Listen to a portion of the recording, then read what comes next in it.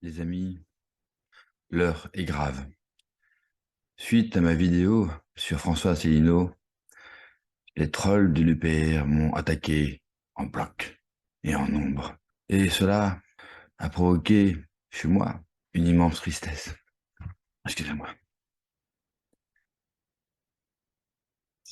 Pourtant, j'avais fait cette vidéo avec bienveillance. Hashtag Team Bienveillance. Malgré toute cette bienveillance, ils n'ont pas compris la vidéo et le message que j'ai voulu infuser. C'est pourquoi, mes chers compatriotes, je vais dans cette vidéo répondre aux haters et aux trolls de l'UPR. Je vais les esquinter.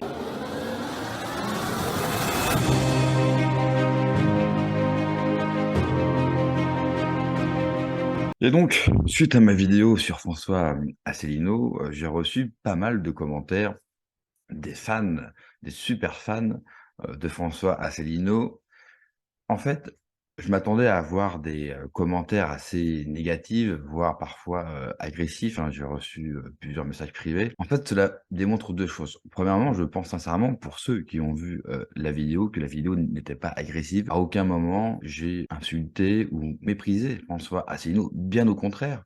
J'ai répété, dans la vidéo à plusieurs reprises que je comprenais justement, ses propos, le fait qu'il ait du mal à, franchir le pas vers les autres. Je le comprends quand vous avez bâti, tout vous-même, quand vous avez été un des précurseurs, un pionnier, il est normal, qu'on ait du mal à lâcher le bébé, comme on dit. Et donc je l'ai répété à plusieurs reprises. C'est pour ça que tous ces commentaires, agressifs, je les ai pas compris et compris aussi également. Pourquoi? Parce que cela aussi démontre tout le sectarisme d'un parti politique. C'est un peu le revers de la médaille du parti politique. C'est-à-dire que le parti politique va fanatiser des gens autour d'une personne et bien souvent, ces personnes-là vont, se refermer, dans, un sectarisme primaire.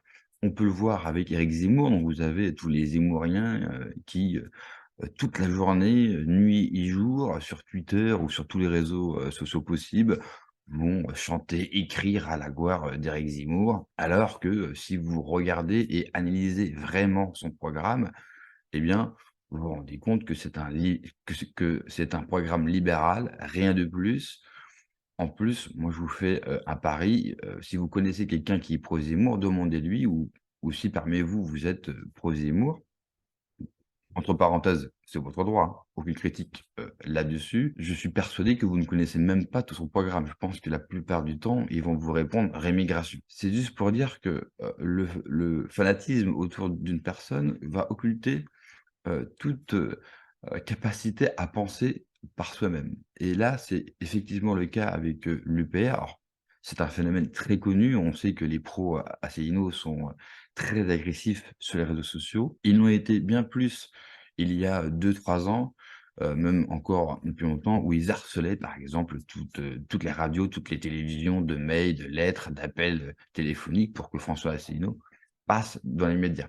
Ça, à la limite, je trouve ça plutôt noble de mettre une pression populaire et oui que cette pression-là était saine justement de pousser les médias à inviter plus François Asselineau qui mérite bien sûr beaucoup plus de temps de parole, qu'il a aujourd'hui, c'est-à-dire quasiment zéro. Donc ça, pour le coup, je rejoins complètement François Asselineau. Bien sûr que ses propos, dérangent énormément parce qu'il assème des vérités et comme je l'ai dit, dans la vidéo, dans la précédente, vidéo, c'est quelqu'un qui travaille, il connaît ses dossiers, même parfois trop par cœur dans le sens qu'il a, cette, faculté, de réciter à l'article près. Je pense que cette manière de s'exprimer désuète à l'époque où on vit. Je comprends pourquoi il le fait et je le respecte parce qu'il a une culture incroyable qui dépasse bien la mienne, puisqu'on m'a aussi écrit que, Asselineau a une plus grande culture que toi. Bien sûr que, François Asselineau a une plus grande culture que moi et d'ailleurs c'est pas un combat de culture politique, ni de culture générale, je donne juste mon avis. J'ai cessé de répéter dans cette interview-là, François Asselineau a été bon pour moi.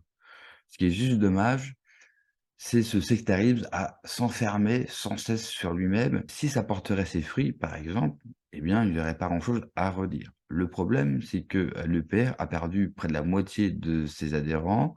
François Asselineau n'arrive pas à capter d'autres personnalités, importantes ou de moins grande importance, il est vraiment tout seul et ça, c'est, un problème assez évident, François Asselineau qui, fait, très peu confiance aux autres et laisse très peu de place aux autres. Alors ça peut se comprendre actuellement parce qu'il s'est fait, trahir par plusieurs cadres. Ça, à la rigueur, on peut le comprendre qu'il est un petit peu, échaudé à faire confiance à l'autre, mais ça a quand même toujours été le cas, même avant, cette scission des cadres avec François Asselineau.